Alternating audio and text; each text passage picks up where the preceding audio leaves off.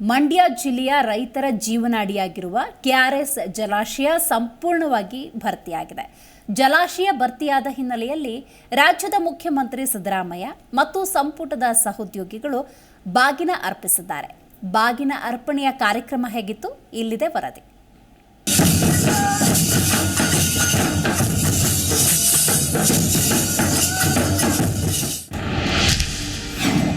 ಆಷಾಢ ಮಾಸದಲ್ಲಿ ಭರ್ತಿಯಾದ KRS dam. CM, DCM ಸೇರಿ ಹಲವು ಸಚಿವರಿಂದ ಜೀವನದಿಗೆ ಬಾಗಿನ. ಮೂರನೇ ಬಾರಿಗೆ ಬಾಗಿನ ಅರ್ಪಿಸಿದ ಸಿಎಂ ಸಿದ್ದರಾಮಯ್ಯ. ಹೌದು, ಮಂಡ್ಯ ಜಿಲ್ಲೆ ಶ್ರೀರಂಗಪಟ್ಟಣ ತಾಲೂಕಿನ ಕೆಆರ್ಎಸ್ ಡ್ಯಾಂ ಈ ಬಾರಿ ಅವಧಿಗೂ ಮುನ್ನವೇ ಸಂಪೂರ್ಣ ಭರ್ತಿಯಾಗಿದೆ. 124.80 ಗರಿಷ್ಠ ಮಟ್ಟವನ್ನು ಹೊಂದಿರುವ ಕೆಆರ್ಎಸ್ ಡ್ಯಾಂ ಈ ಬಾರಿ ಕಾವೇರಿ ಜಲನಯನ ಪ್ರದೇಶದಲ್ಲಿ ಸುರಿದ ಮಳೆಯಿಂದಾಗಿ ಆಷಾಢ ಮಾಸದಲ್ಲೇ ಸಂಪೂರ್ಣ ಭರ್ತಿಯಾಗಿದೆ.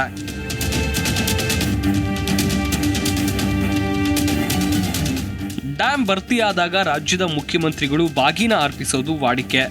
ಅದರಂತೆ ಮುಖ್ಯಮಂತ್ರಿ ಸಿದ್ದರಾಮಯ್ಯ ತಮ್ಮ ಸಂಪುಟ ಸಹೋದ್ಯೋಗಿಗಳ ಜೊತೆಗೆ ಐರಾವತ ಬಸ್ನಲ್ಲಿ ಕೆಆರ್ಎಸ್ಗೆ ಆಗಮಿಸಿ ಕಾವೇರಿ ನದಿಗೆ ಪೂಜೆಯನ್ನು ಸಲ್ಲಿಸಿ ಬಾಗಿನ ಅರ್ಪಿಸಿದ್ರು.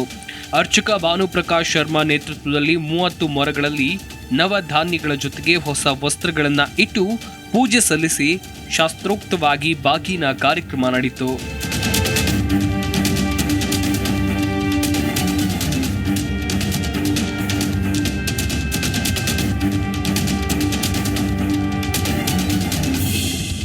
ಇನ್ನು ಬಾಗಿನ ಸಲ್ಲಿಕೆ ಬಳಿಕ ನಡೆದ ವೇದಿಕೆ ಕಾರ್ಯಕ್ರಮದಲ್ಲಿ ಮಾತನಾಡಿದ ಸಿಎಂ ಸಿದ್ದರಾಮಯ್ಯ ಮತ್ತು ಡಿಸಿಎಂ ಡಿಕೆ ಶಿವಕುಮಾರ್ ಮಾತನಾಡಿ, ತಾಯಿ ಕಾವೇರಿ ಪ್ರತಿ ವರ್ಷ ಕನ್ನಂಬಾಡಿ ಕಟ್ಟೆ ತುಂಬಿಸಮ್ಮ ಅಂತ ಪ್ರಾರ್ಥನೆ ಮಾಡಿದ್ರು. ನಾವು ಎಷ್ಟೇ ಪರಿಹಾರ ನೀಡಿದ್ರು ಮಳೆ ಬೆಳೆ ಆದ್ರೆ ರೈತರು ಸಂತಸವಾಗಿರ್ತಾರೆ ಅಂತ ಹೇಳಿದ್ರು. ಸುಳ್ಳನ್ನ 100 ಸಾರಿ ಹೇಳಿ ಸತ್ಯ ಮಾಡಬೇಕು ಅಂತ ಹಿಟ್ಲರ್ನ ವಂಶಸ್ಥರು ಇವರೆಲ್ಲ. ಹಿಟ್ಲರ್ನ ವಂಶಸ್ಥರು ಇವರು.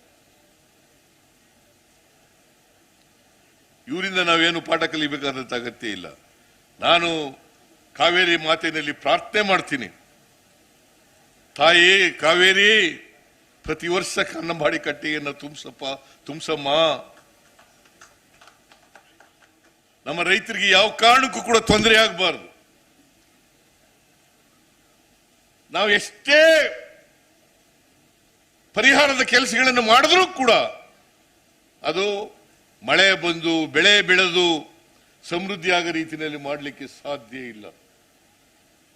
ಇವತ್ತು ನಾಡಿನ ಸಮೃದ್ಧಿ ಆಗಬೇಕಾದ್ರೆ ಒಳ್ಳೆ ಮಳೆ ಬಿದ್ದಾಗ ಮಾತ್ರ, ಬೆಳೆ ಬೆಳೆದಾಗ ಮಾತ್ರ ರೈತರು ಸಮೃದ್ಧಿ ಆಗಲಿಕ್ಕೆ ಸಾಧ್ಯ ಆಗ್ತದೆ. ರೈತರ ಮುಖದಲ್ಲಿ ಹರ್ಷವನ್ನ ಕಾಣಲಿಕ್ಕೆ ಸಾಧ್ಯ ಆಗ್ತದೆ. ಆದರೆ ಒಂದು ವಿಶ್ವಾಸ ಇರಲಿ, ನಮ್ಮ ಸಂಕಲ್ಪ ಇದೆ, ನಮ್ಮ ಹೋರಾಟ ಇದೆ. ಈ ತಾಯಿ 10 ವರ್ಷ ಸತತವಾಗಿ ಈ ತಾಯಿ ಬಂದು ಇದೇ ರೀತಿ ಬಾಗಿನ ಕೊಡಂತ ಆಶೀರ್ವಾದ ಈ ಚಾಮುಂಡಿ ದೇವಿ ಈ ಸರ್ಕಾರಕ್ಕೆ, ಕಾಂಗ್ರೆಸ್ ಸರ್ಕಾರಕ್ಕೆ ಒದಗಿಸ್ಕೊಡ್ತಾಳೆ ಅಂತ ಆತ್ಮವಿಶ್ವಾಸ ಈ ಸರ್ಕಾರಕ್ಕಿದೆ ಅನ್ನೋ ಮಾತನ್ನ ಈ ಸಂದರ್ಭದಲ್ಲಿ ಹೇಳಲಿಕ್ಕೆ ನಾನು ಬಯಸ್ತೇನೆ. ಇನ್ನು ಇದೇ ವೇಳೆ ಬಿಜೆಪಿ ನಾಯಕರ ಮೂಢ ಆರೋಪಗಳ ವಿರುದ್ಧ ಕಿಡಿಕಾರಿದ್ರು. ಬಿಜೆಪಿಯವರು ಹಿಟ್ಲರ್ ವಂಶದವರು, ಮನೆ ಮುರುಕರು, ಸುಳ್ಳುಗಳನ್ನ 100 ಸಾರಿ ಹೇಳಿ ಸತ್ಯ ಮಾಡೋಕೆ ಹೊರಟಿದ್ದಾರೆ ಅಂತ ಹೇಳಿ ಗುಡುಗಿದ್ರು. ಇವರಿಂದ ನಾವು ಪಾಠ ಕಲಿಬೇಕಾದಂತ ಅಗತ್ಯ ಇಲ್ಲ. ಈ ರಾಜ್ಯದ ಜನತೆ ನಮಗೆ ಆಶೀರ್ವಾದವನ್ನು ಮಾಡಿದ್ದಾರೆ. ನಾವು ಎಲ್ಲ ಜಾತಿಯ ಬಡವರು, ಎಲ್ಲ ಧರ್ಮದ ಬಡವರು, ಅವರಿಗೆ ಆರ್ಥಿಕ ಸಾಮಾಜಿಕ ಶಕ್ತಿಯನ್ನು ತುಂಬತಕ್ಕಂಥ ಪ್ರಯತ್ನವನ್ನ ನಮ್ಮ ಸರ್ಕಾರ ಅಧಿಕಾರಕ್ಕೆ ಬಂದಂದಿನಿಂದ ಮಾಡ್ತಾ ಇದೆ. ಸುಳ್ಳು ಹೇಳ್ಕೊಂಡು ಜನರ ಹತ್ರ ಎಷ್ಟು ಸಾರಿ ಸುಳ್ಳು ಹೇಳಿ ದಾರಿ ತಪ್ಪಿಸ್ತಕ್ಕಂಥ ಪ್ರಯತ್ನವನ್ನು ಮಾಡ್ತೀರಿ? ಸುಳ್ಳನ್ನೇ ಹೇಳದೇ ಸುಳ್ಳು ಹೇಳೋದು. ಸತ್ಯ ಮಾಡಬೇಕು ಅಂತ ಹಿಟ್ಲರ್ನ ವಂಶಸ್ಥರು ಇವರೆಲ್ಲ. ಹಿಟ್ಲರ್ನ ವಂಶಸ್ಥರು ಇವರು. ಇವರಿಂದ ನಾವೇನು ಪಾಠ ಕಲಿಬೇಕಾದಂತ ಅಗತ್ಯ ಇಲ್ಲ.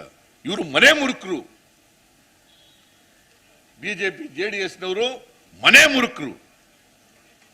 ಮನೆ ಮುರುಕ್ತನ ಮಾಡ್ತಕ್ಕಂಥ ಕೆಲಸವನ್ನ ಮಾಡ್ತಾರೆ. ದಯಮಾಡಿ ನಮ್ಮಲ್ಲಿ ಕೈ ಜೋಡಿಸಿ ಪ್ರಾರ್ಥನೆಯನ್ನು ಮಾಡ್ತೇನೆ. ಬಿಜೆಪಿ ಜೆಡಿಎಸ್ನವರು ಈಗ ಒಟ್ಟಾಗ್ಬಿಟ್ಟಿದ್ದಾರೆ. ಇದಕ್ಕಿದ್ದಾಗಲೇ ಏನು ಒಬ್ರಿಗೊಬ್ರು ಕಂಡ್ರೆ ಆಯ್ತಿರಲಿಲ್ಲ. ಸಿದ್ದರಾಮಯ್ಯ ದಲಿತರು ಮಾತು ಹೇಳ್ತಾರೆ, ದಲಿತರ ಬಗ್ಗೆ ಕಣ್ಣಿ ಮಾತಾಡ್ತಾರೆ, ಆದ್ರೆ ದಲಿತರ ವಿರುದ್ಧವಾಗಿ ನಡ್ಕೋತಾರೆ ಅಂತ ಹೇಳೋದು.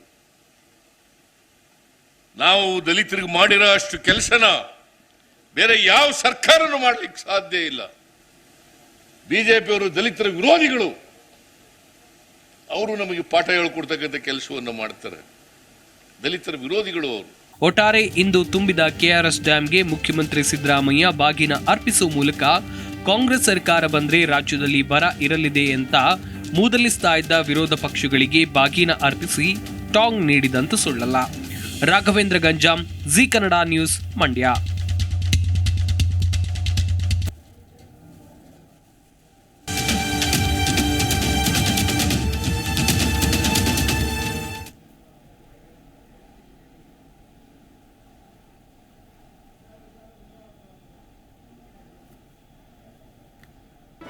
ಜಿ ಕನ್ನಡ ನ್ಯೂಸ್ ಈಗ ನಿಮ್ಮ ಮನೆಯಲ್ಲೇ ನೋಡಿ. ಎಲ್ಲ ಕೇಬಲ್ಗಳಲ್ಲಿ ಈಗ ಲಭ್ಯ.